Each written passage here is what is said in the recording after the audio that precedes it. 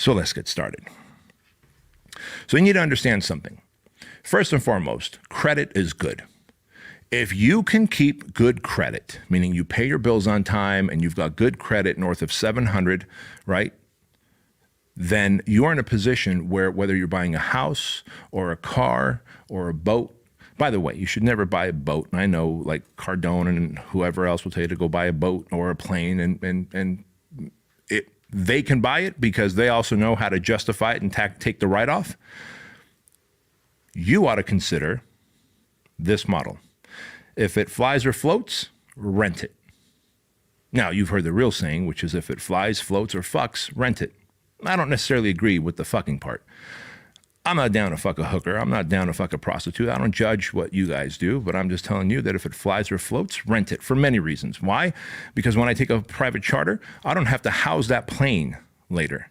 It gets housed somewhere else because it's someone else's plane. It's just on the NetJet network or whatever private jet network that we're using. If I'm having a party on a yacht somewhere off the Newport Beach coast, that yacht and the chef and the crew are all rented.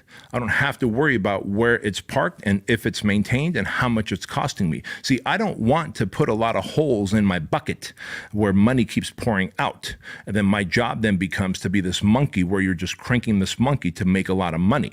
I want to have as much freedom as possible with the least amount of liability. And if I've got a plane in a hangar and a boat at a fucking boatyard and all these other things, then I'm in a position of having a lot of liability unless I can figure out how to monetize it, which is a different story. So if it flies or floats, rent it. That said, understand that credit is good. And like the client that I was telling you about, who got this 3-day period during the Black Friday sale, $175,000 in revenue, she could have still purchased that watch. I would have told her, just purchase one thing, get yourself a car, put the lowest amount of down payment that you can. Since you've got good credit, you're probably going to pay 2.5–3% interest, which is awesome. Now, someone's giving you that car because they trust you. You get to drive and enjoy the car and call it yours while making payments on it so that that money that you would have paid to pay the car off in full, you are now in a position to deploy that money to buy ads, to build your business back up even bigger, and to be able to dominate and crush your competition, right? Because we are, if you're an entrepreneur, you are in the business of putting your competition out of business. Never for a moment think that an entrepreneur's job is to go, oh, competition's good, right? And competition's fair, right? No, it's not. Competition is not good. If I think that I run the best franchise on the planet, then I want to put all other fitness franchises out of business, because anyone that buys a non-Fit Body Bootcamp franchise is now in a position of getting shitty service, of having shitty leads and making shitty amounts of money and getting shitty support from the franchisor. So why would I think that franchising is good? In fact, if you guys follow F45, you know what's happening with F45. Fucking Mark Wahlberg sold off his shares like a fucking fire sale.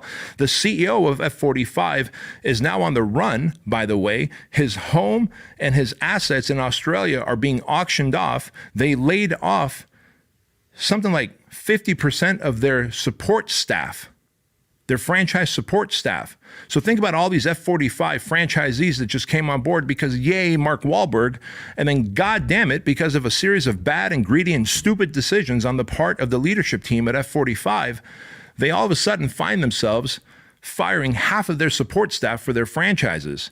Now, someone who bought into a franchise and is excited that Mark Wahlberg is going to be promoting F45, one, Mark Wahlberg's not promoting F45 anymore. Two, that support staff that was at their HQ to help you, half of them are gone. And the half that are there are probably scared and bitter because they probably got a pay cut, or they're the lowest paid ones, which means they don't deliver the best service, right?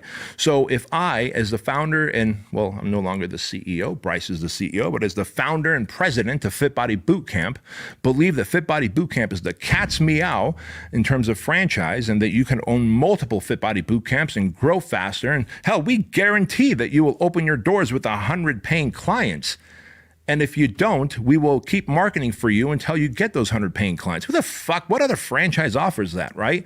So of course I've got the obligation and duty to put my competition out of business. So don't for a moment think that competition is good and healthy.